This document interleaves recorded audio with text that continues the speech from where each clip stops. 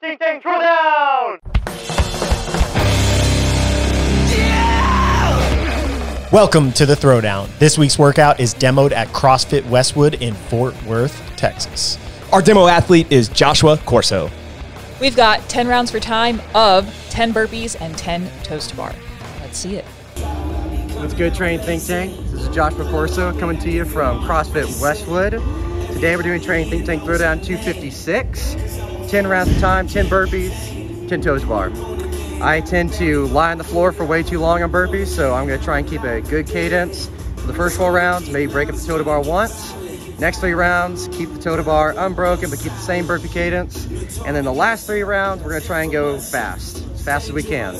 Because my score will be probably a little bit slower, I'm going to bring a great athlete in, Trent Valentine, to do you a good score. I don't know about that.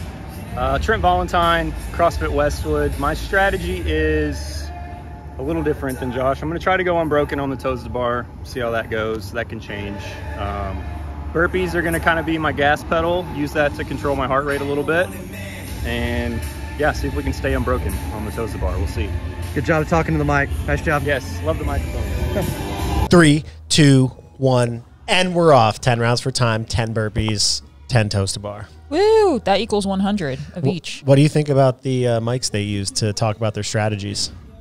I thought they were toilet bowl cleaners at first, so I was a little weirded out, and then I figured out what was going on. But I love the innovation and the commitment to the bit. What do you think about the workout? So this workout is kind of like, I think of this as like almost open style, or like qualifier style, just 100 burpees, 100 toes to bar, split into 10s. I feel like for most people, probably be maybe intermediate level, it'll be toes to bar limited. And then from there, I don't know, it's a lot of compression. For sure. And it's a lot of burpees too. So I agree that the intermediate level, you're going to want to break up the toes to bar and also have a burpee cadence and make sure you're not going out too hot on them, because you can get really slow, especially on this kind of burpee. You can get really slow getting back down to the ground and lose a lot of time. Yeah, and I think also slow getting back up. So Josh is here doing the step up. Trent on the other side is doing the hop up.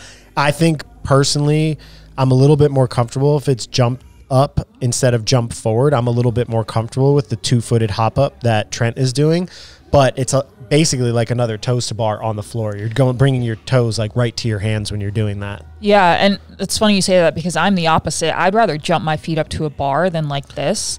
And the reason for that is when I jump my feet up, and this might just be me not having good technique, I feel like my chest stays low, whereas if I step my feet up, I can start getting my chest up, and it's like quicker to touch the bar. So play around with that and see which one feels better for you. I don't think there's a right or wrong answer. Brandon's not here, so I'm going to go ahead and plug what Brandon would say. If you're elite, then you're going to jump up and jump down. You're going to go fast, and your burpees are going to be 1.37654 per round or per rep, and you're going to hold that the whole time. Yep. And you have no option but to hold it. Yeah. Otherwise, you're not elite. And he can say it because he can hold it. Yeah. I can't say that. I have to have a little bit more empathy for people having limitations. The toes or the burpee strategy that Trent explained, I thought was really interesting, because he said burpees were his throttle in the workout, just unbroken toes to bar and smooth, and then basically changing his burpee cadence for ability to recover to stay unbroken. That's, I think, a luxury for somebody that has good gymnastics. If you don't have that, I think it's going to be hard to regulate your pace on burpees, because even if you go slow on burpees, it's going to be very hard then in rounds 5, 6, 7, when you're 50 to 70 reps in, to maintain your toes to bar unbroken. So your strategy for this one's going to really have to be built around your bottleneck. It seemed like for Josh, when he laid out his pace, he was going to try to break in the beginning of toes to bar and then go unbroken at the end. For me, I think that would almost be impossible. Like, I'd have to have hey, I'll start unbroken and go to breaking when I need to, versus now that I'm 70 burpees and 70 toes to bar in, now I'll start to, go unbroken. Yeah, I think that strategy would work if your limiter is not toes to bar and you're using the toes to bar break to keep your burpee speed up. But if the toes to bar are going to be a bottleneck, then, and this is true with any gymnastics movement, it's really hard to linear pace, and then even harder to negative split a gymnastics workout like this. So If you think you're going to be going faster at the end, then you need to know that you can for sure do 10 sets of 10 unbroken toes to bar. You're just choosing not to at the beginning. Yeah, and not just 10 sets of 10 unbroken toes to bar, because you're doing 10 burpees in between those 10 sets of 10 unbroken. It's not just 10 sets of 10. Right. But has he broken yet? We've been talking so much that Josh. Yeah, he broke in the earlier sets. Okay, and then Trent is still unbroken. Yep. And he's doing a good job of getting his hands down to the ground quickly. I think that's a good cue on this burpee. After you touch the bar, just try to get your hands down fast, because it's easy to hit the bar and then stand there for a split second and you don't even notice you're doing it, but it'll really slow down your cadence of your burpee, unless you need to do that. Yeah, so right here with Josh in the fort, all the way to the left, he's doing what you're explaining. So he's landing and he's kind of staying stood up the whole time. When Trent goes, when he finishes this set of toes to bar, you'll see that his hands, after his feet hit the ground, his hands are dropping like all the way down to the floor in one motion. You can save a lot of time on this type of burpees, maybe a quarter to a half a second per rep, if you can hit the target and then be on your way down immediately without a little bit of a pause.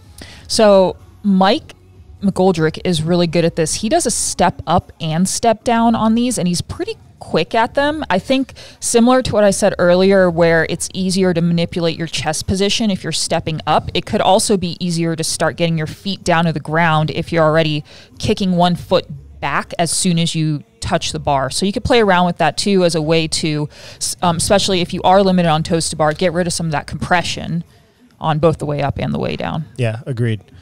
I guess it's not compression on the way down, it's splatting.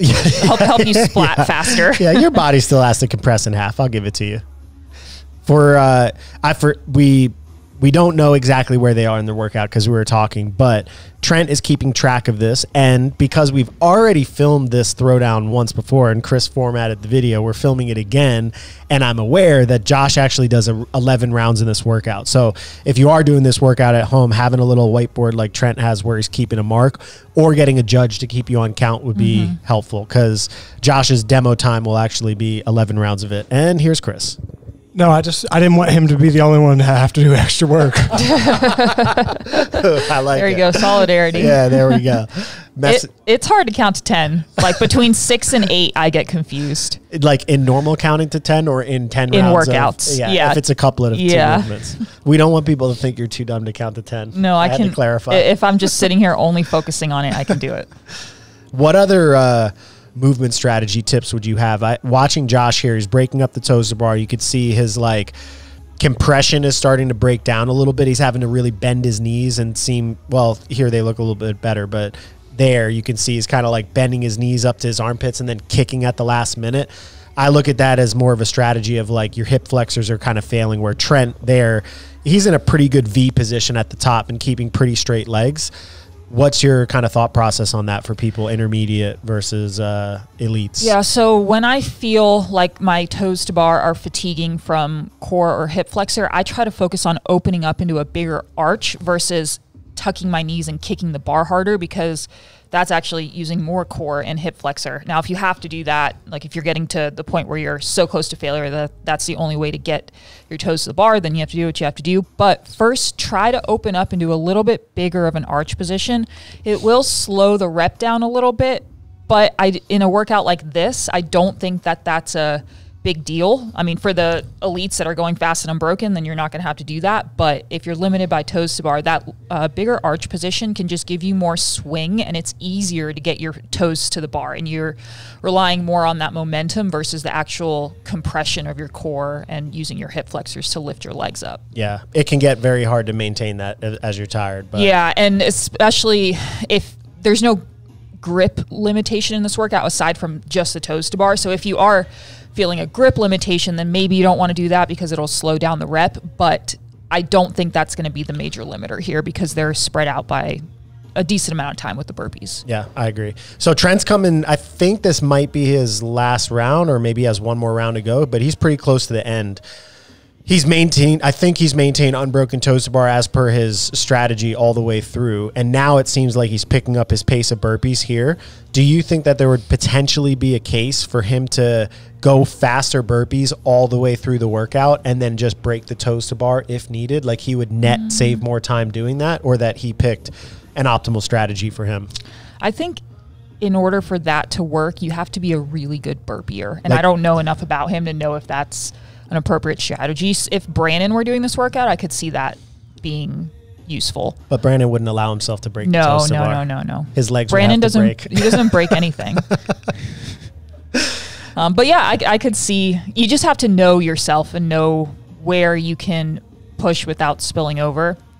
He's definitely picking up his toes to bar cadence here, though, right? Yeah, looks a little quicker. Yeah, he looks a little bit more fast. Also, too, with Josh, I don't mean to pick on him because I'd be in the same boat, but he just took like a 20-ish second break between his sets there. So it's something just to consider, that if you're planning on breaking early, you're not going to have likely an opportunity to then all of a sudden go unbroken when you're deep into the workout. So again, as you're strategizing this, because the gymnastics are going to break down, whatever you start with in your break strategy in the beginning will probably be more broken by the time you get to the end. So if you start 5-5, maybe you can maintain it all the way through, or maybe at some point you're going to have to go 4-3-3 or something like that to finish the set. So be prepared that the workout will get harder on the gymnastics over time, and you want to try to strategize it so you can avoid those 20-second breaks. You'd be better off doing like, you know, 2s or something like that with a quick break than 3 sets with 20-second breaks in between each one of the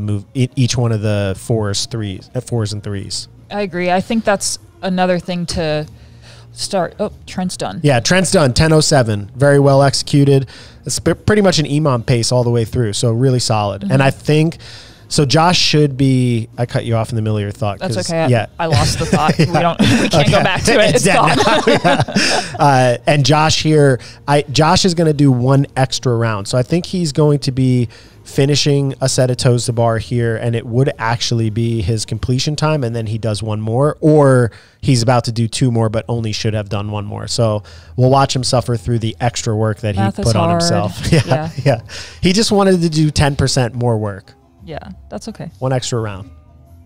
I remembered my thought. What was it? So in training for something like this, I think it's good to give yourself limits on maybe your rest breaks and know when it's time to go to smaller sets. So if your limit is a 5-second rest break or a 10-second rest break, and then you get to the point where you can't hold 2 sets on a 10-second rest break, then okay, it's time to go 4-3-3. And you can keep that 10-second rest break, but you don't want it to keep going up in a workout like this. So that's something you can practice and help get you through it without taking those long breaks that Max talked about. Yeah.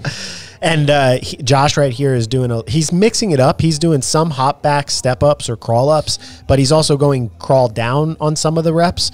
I don't think there's a better or worse strategy, because if you're messed up and you're just trying to get through the work, he's still moving. Yeah, more power to you for the effort. But if possible, having a strategy that you can revert to when you're really redline, that you can keep moving to avoid breaks like this that we see right now, where it's kind of just hunched over and kind of being in survival mode, can be very, very beneficial. So it might be better off to just crawl down, crawl up for all of them instead of switching back and forth. 4, 5. Oh, we're going to count all the way through? 6. I don't know if this is the last one, though. I think this is actually the end of his true completed workout, but then he does another round. But let's see. It could be the end. It could not be the end. We'll find out soon. The drama. Yeah, you can tell his core is so that really blowing up. That was his actual time, right? 12:27, and then he'll do one more round, which is just a bonus round. Bonus round. You're crushing it, Josh. You're crushing it with your little loofah mic. Yeah, do you have bonus round advice? If you're going to do a bonus round, you still have to sprint your non-bonus round. So then you get 2 strong finishes. But that doesn't go for Josh because he didn't know he was doing a bonus round. Yeah, that's true. Or it's like Alexis sprinting the 3rd lap of the mile and then having to run the last lap. Yeah. Ugh, I don't want that at all. I don't want that in my life. Oh, he's suffering. Yeah, for sure. I mean, he's doing a good job of continually moving on the burpees. Did I speak too soon? You spoke too. Oh, no, he's done. Okay, yeah, you were right. Yeah, so, I mean, good job of just finding a way to get through them. Man, and his first set as he goes into these toes to bar, his technique is actually really solid. He's able to maintain. Is he going to go unbroken and just throw it in my face right here, even in the bonus round? Ooh, let's nice. go. Solid. All right, 13:33 to complete 11 rounds, 12:27 to actually complete the workout, and 10:07 for Tyler to crush the workout. They're talking. Oh. Welcome back, guys, to another episode of Josh and Trent Throwdowns. I'm going to throw that bottle.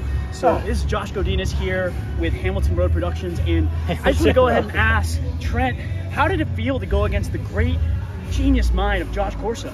It was great. You know, we was talking about my strategy. I stayed to it. I kept the 10 unbroken. I did stop to get chalk, so it kept me. I was trying to be under 10, but it's okay. Josh? Yes.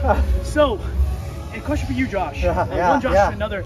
You go against a guy like Trent. Yeah. You know, he's known to be broadly talented. The woodworking, the coffee, the great personality, and all the fitness. How did you get this out of your mental game to be able to show up and perform today? Well, you know, that 4-3-3 strategy I was talking about didn't really work, Josh. It did not work.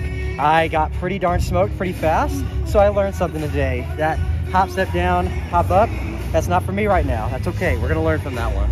Humble words from the Josh Corso himself. That brings it from here at CrossFit Westwood, Fort Worth, here in August, hot day. Back to you guys in the studio.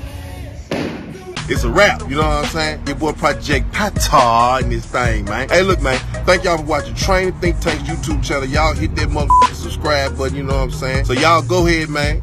Thank y'all for watching the channel, you know what I'm saying? Hit that motherfucking subscribe button. Let it be known, what it be known, what it be known, you know what I'm saying? Pata.